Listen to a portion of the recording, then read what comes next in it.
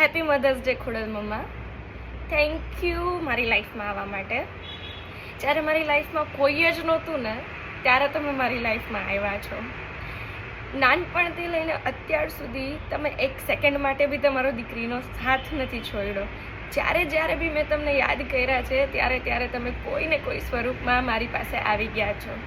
જ્યારે આખી દુનિયા મને કહેતી હતી કે શું ખોડલ કરે છે, પણ એ લોકોને શું ખબર કે માં ખોડલ મને 24 કલાક પરચા આપે છે અને મારી સાથે હંમેશા પરછાયાની જેમ રહે છે. એ લોકો માટે તો ખાલીને ફોટો છે, કુળદેવી છે, પણ મારા માટે તો એ મારા માં છે. હંમેશા તમે મને જેવો પ્રેમ આપ્યો છે ને એવો શાયદ મને કોઈ દુનિયામાં આપી શકશે.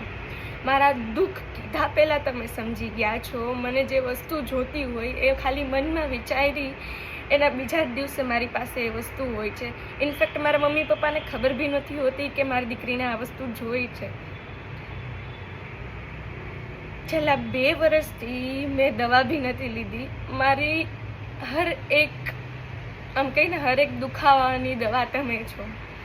ખાલી નાનું એવું વાગ્યું હોય, ચીરો પડ્યો હોય તો એ છતાં હું એમ કહું, મમ્મા હાથમાં દુખે છે.